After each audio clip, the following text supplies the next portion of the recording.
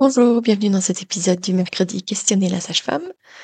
Eh bien, aujourd'hui, je vais parler d'un sujet qui est plutôt lié à une vidéo que je vous ai partagée sur les réseaux sociaux. Une vidéo où je vous montre en fait un bébé qui naît coiffé. Et j'ai eu une question qui était très intéressante qui est venue. Est-ce qu'il y a plus de bébés qui naissent coiffés à domicile qu'à l'hôpital? Alors oui, je vais vous parler de ça, mais faire tout un épisode sur les bébés qui naissent coiffés en dehors de l'hôpital, etc., ça va être assez court.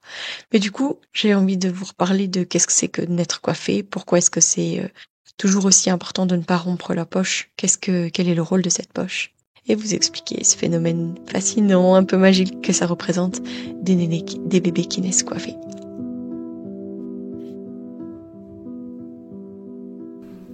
Chaque mercredi, avec l'épisode Questionner la sage-femme, je répondrai à une question d'une auditrice ou d'un auditeur.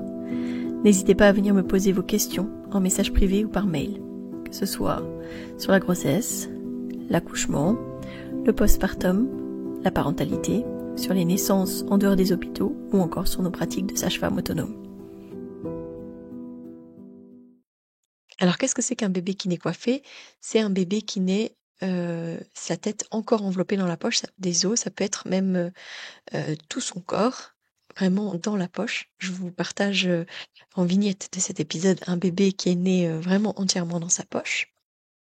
Eh bien, les membranes amniotiques, parce qu'il y en a 2, elles c'est une ça devient une fine enveloppe qui entoure et qui protège le bébé durant la grossesse et puis qui va contenir le liquide amniotique. Ce liquide amniotique pendant la grossesse, il va vraiment aider le bébé à bien se développer, à être dans un milieu chaud, à pouvoir bien se mouvoir, et gagner aussi en tonicité.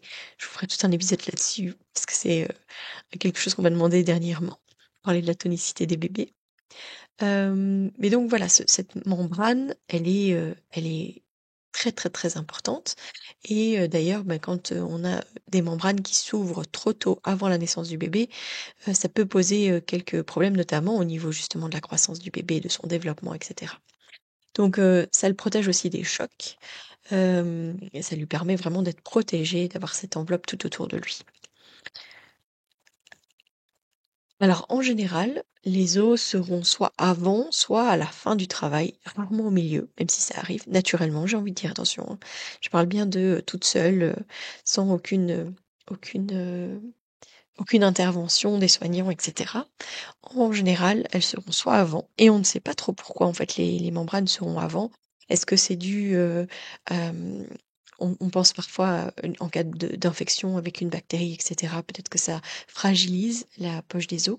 On sait que pour avoir une poche des os bien plus forte par contre, eh bien il faut consommer de la vitamine C pendant la grossesse. Ça va rendre la poche des os plus forte, et donc empêcher peut-être potentiellement la rupture prématurée de la poche des os.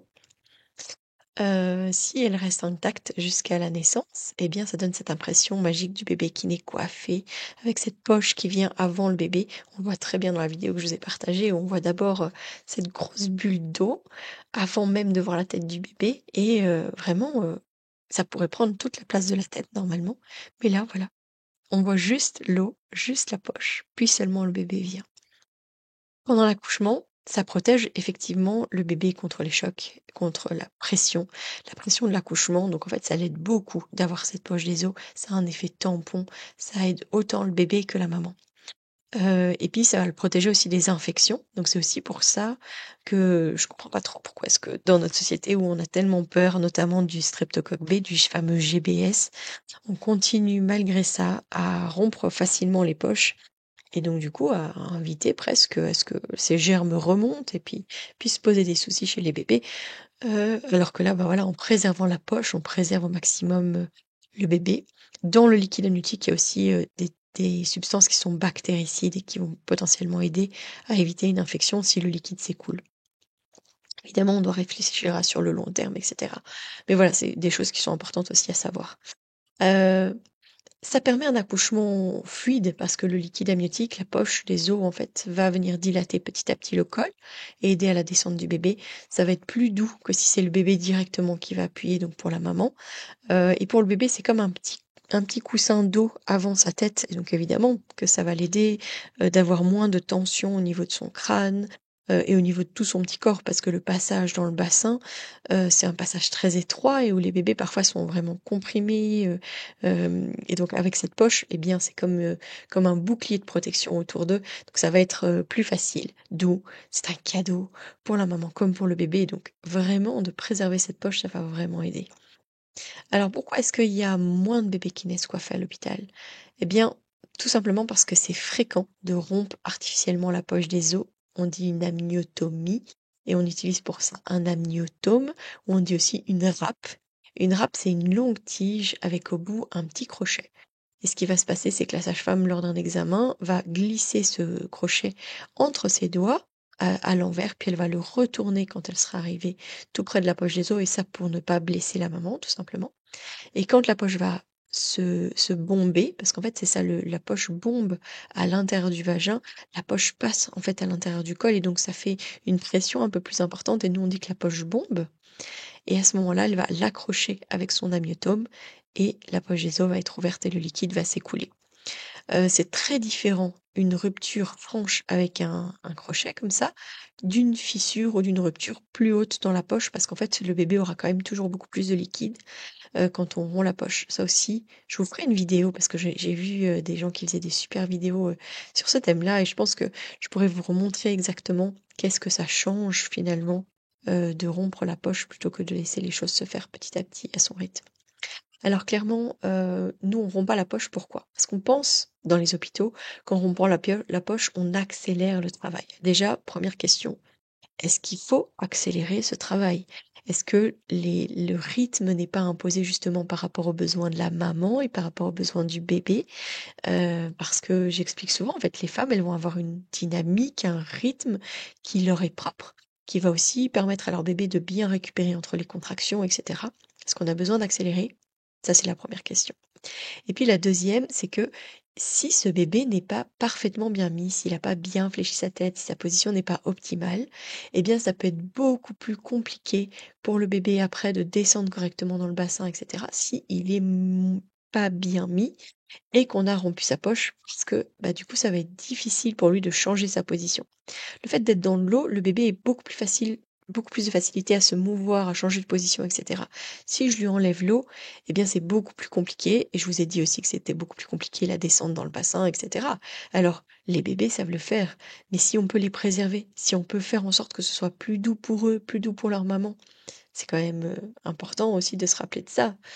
Dans les accouchements, voilà, physiologiques où, on laisse faire, où la poche des os est laissée la plupart du temps intacte, eh bien, ça augmente quand même effectivement la probabilité d'avoir des bébés qui naissent coiffés. On en a pas mal qui naissent coiffés. Le dernier, auquel moi j'ai assisté en tout cas, c'était au mois de décembre et c'était, on était toutes les 2 avec Mélanie à cette naissance et on était toutes les 2 émerveillées en mode: «Oh regarde, c'est la poche qui arrive» et tout ça. On était, toutes les 2 super touchées en fait de voir cette poche. Alors, pourquoi? Ben, en fait, c'est impressionnant, c'est magique, c'est magnifique et puis il y a beaucoup de croyances, de mythes, de voilà, de choses qui existent autour de ces bébés, coiffés. On dit souvent que c'est, un symbole de chance, de protection. Dans certaines cultures, on dit qu'il y a des bébés qui auront c'est des bébés qui auront des vies exceptionnelles.